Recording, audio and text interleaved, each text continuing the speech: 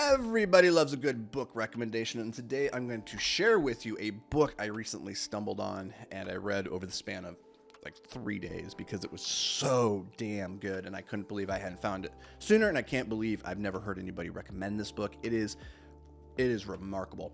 It's remarkable not only because of the quality of writing, which is astounding, but because this book is a bit like an art project. It was written, it was designed, it was created by these amazing designers, and so you would assume that they're going to have some pretty good visual sense.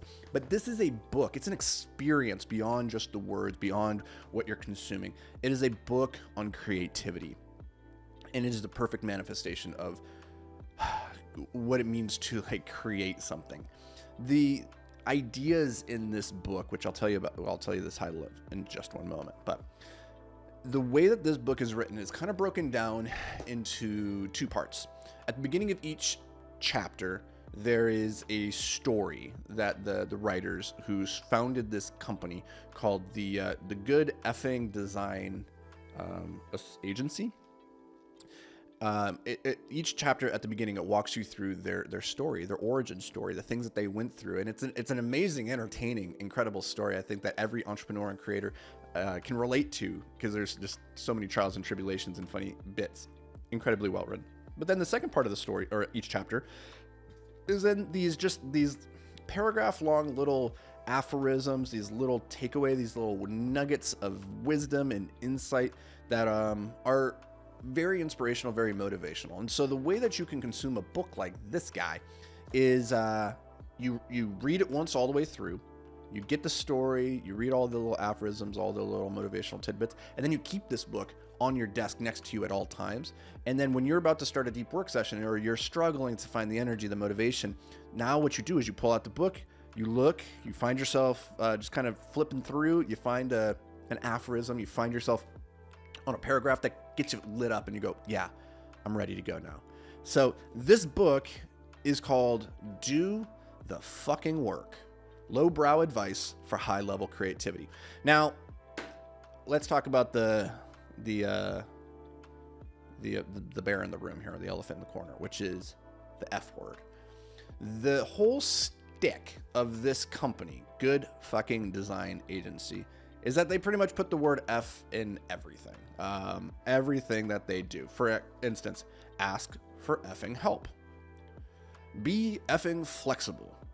Form follows effing function. So pretty much these trite little cliches that you've heard before.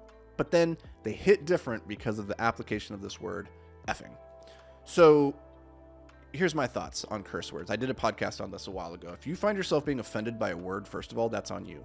If you choose to be offended by a word, this inert thing that is really just designed to communicate an idea or an elicit an emotion, if you find that offensive, that's on you. Words are just words. They're not good or they're not bad. It's what those words are used to communicate. If it's the right word, then it will communicate the right emotion, the right idea to you. Now, you might disagree and say, like, some words are just, they're nasty, they're gross, they're uncouth, uncivilized, whatever. Then this isn't your book. That's okay. I don't agree with that. I think all words are beautiful and they have different applications. They're tools to be used, not to be avoided. So the idea of do the fucking work, I love it. I love the use of this word because the F word is powerful. It grabs your attention. It elicits an emotion very strongly, and then it makes the words hit a little bit different. So let me read you guys. I'm just going to pull at random one of these little things. I can't find one. I keep getting on the stories. Let's flip through. Stick with me. Okay. So, give up effing control. Somewhere in the past, there's a cigarette butt, empty bottle, half-eaten cheesecake, discarded treadmill, or broken heart that proves you can't always control yourself. So don't try to control anyone else. Let go, give in, cut loose, back off, cede, relinquish, yield, release. If you hold on too tightly, you might just squeeze the life out of your partnerships. How about this one? Carve your own effing path. Don't follow the well-trodden way. That adventure is all used up. The treasure is long gone. Turn into the weeds and climb over the problems others have chosen to go around. It's supposed to be difficult and frightening. You're supposed to get lost. That's the point. This book is so good. It is so good. I can't recommend it highly enough. If you're a creative or you want to be more creative, a book like this gives you that raw, gritty insights from people who have lived in the trenches that can help you, because creativity is inherently difficult. You're doing something that nobody has ever done before. That's what it really means at the end of the day, to be creative, is to create something that doesn't exist, right? That's hard. So anywhere that you can find a little bit of solace, any bit of motivation, insight, is well worth it. So I recommend this book, Do the Effing Work, Lowbrow Advice for High-Level Creativity. This is by Jason Bacher, Brian Berge, and Jason Richberg. I totally butchered their names, but go check it out. You can get it, I think, at gfda.com, the good fucking design agency.com. And they got a great Instagram as well. Highly recommend this. Now, this book is a little bit expensive. It's like $25, but I think it is well worth its weight in gold. One of the best books I legit have ever read on the topic of creativity. I can't wait to dive back into it. So hope this brings you a little bit of value, guys and gals. I'll catch you in the next episode. But until then, stay hyper-focused, my friends.